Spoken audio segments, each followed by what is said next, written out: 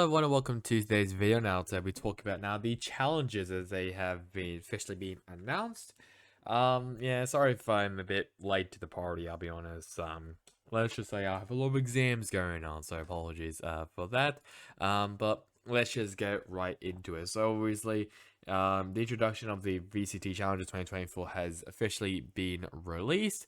And obviously we also had to look at this picture as well. So obviously at the bottom will be premiere, and then there'll be promotions, then two challenges and also game changes. There'll be the top tier players at the international league. Shout out to VCT China being leaked, and the global event as well, masters and champions. So that's basically how the esports landscape of Valorant is looking like. Which obviously, so it'll be a cross-tier collaboration with affiliate teams, two-way players and player loans, and a calendar of a year-round competitive odyssey. The big one is the 2024 calendar, and this is what it looks like. So it's looking like at the beginning of February, if not maybe like a bit to the latter half of January, maybe like 31st or 30th. The Stage 1 for Challenges 2024 is going to start, which is, I'll be honest, it's great. Considering that Challenges, they had an extremely long off season, which was pretty dumb in my opinion.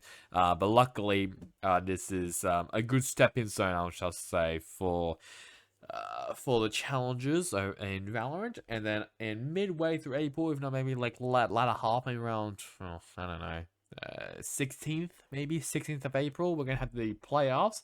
And then next month of May will be the promotion/relegation. So I think that'll be with some of the premier teams.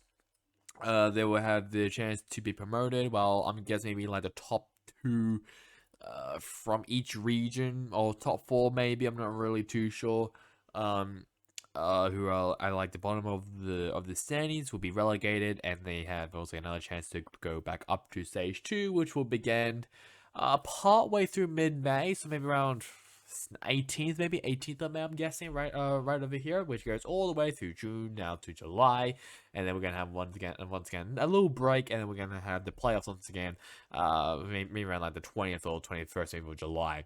And then heading into August will be the promotions and relegation once again, and after that will be Ascension over in September. And I think, and obviously Ascension, though, I have their own little spotlight. I think before, oh no, sorry, after, I'm pretty sure Champions is finished. So, so after Champions, we'll move over then to Ascension.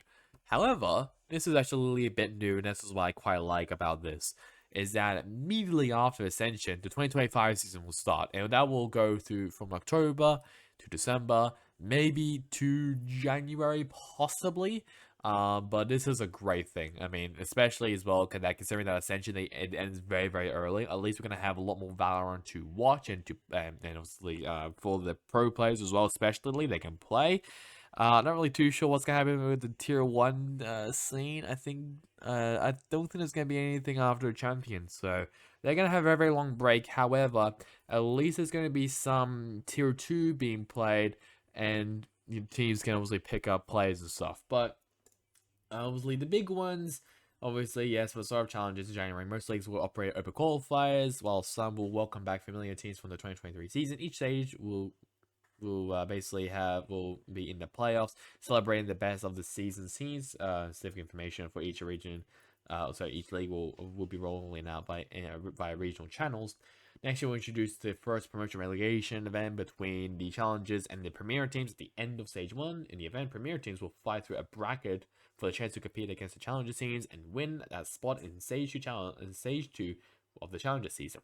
Teams who aspire to qualify to challenges should be on the lookout for our upcoming regional specific information in early November. Now, yes, the 2025 season will kick up in October.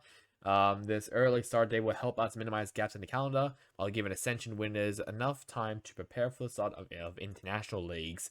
With the 2024 Challenger season, we're introducing new policies to build deeper connections and more opportunities across the layers of our ecosystem. Our main goal is to improve the talent development by providing more flexibility, or where teams can deploy players in competition. And these are the 3 things. So first, we have the affiliate partnership, which basically allows the international leagues to partner with some challenger teams. Now, And also game changer teams as well. Now we've already kind of seen that in the spreadsheet from Flynn, especially from the EU side. Pretty sure Giants has UCAM Tokias and Carmichael has Zerans. They're likely or certain to be partnering up with each other. Obviously, it has not been confirmed yet, but they're pretty likely. And obviously, like across Europe, all 3 regions other than China, some of the teams are looking to partner up with a team in challenges, which is not too bad. Obviously, these partnerships will also unlock the ability to implement two-way players. And this was a bit of a controversial thing that was announced. I'm pretty sure for the next season of 2024. And basically, it is an attempt to solve a problem we frequently saw within the international leagues. Last year, substitute players signed to Tier 1 rosters when receiving playtime and thus losing out on building a relevant experience within competition. With the introduction of two-way players, players must not be seen full-time play on the undersigned roster of an international league. Team must play down to an affiliate partner's team's roster in challenges and game changes, giving those players valuable competitive experience instead of being relegated to the bench. So the examples of these is like Kamek from Fnatic, for example. Actually, no, Kamek did play like one game in all, and it was actually pretty good. I'm trying to think of like, I'm not really too sure, like a hard bench player. I'm trying to think right now. It's quite difficult. So like example of these includes like Barca from Sega Division, Thwyfo from 100 Thieves, Cooper from Cloud9. Basically players who do not see any play time at all in 2023. And the last one is player loans, which will be introduced alongside two-way players to help bolster players' developmental opportunities. In 2024, international league teams will be permitted to loan players on their roster to other teams outside of the international league, such as challengers or GC teams. Unlike two-way players, these loaned players will not be eligible to compete for their parent team until the loan expires. However, these player loans are not tied to the affiliate partnership system, providing a wider range of destination teams for the loan player. I guess let's talk about from the challenges teams, I'm guessing. So, if let's just say I think like Kamek, I think he got signed to a tier 2 team. So if he, for example, if his team, I don't know, like wants to loan him to Heretics, for example, they could do that, and I think they're allowed to. So I think that's probably what I talk about, but I have no idea.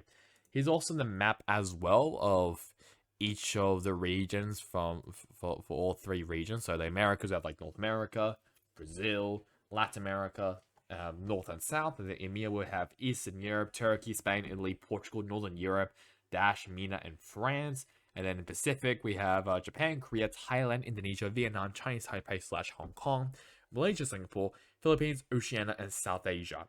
So those are basically exactly the same from compared to last year. I'm pretty sure EU may have some, is actually looking better than last year. Thank God for that. But yeah, it's just it's looking good. I'll say that. This is a very good calendar, a good structure for 2024. We'll see how it goes though, but it's looking pretty good either way as a positive.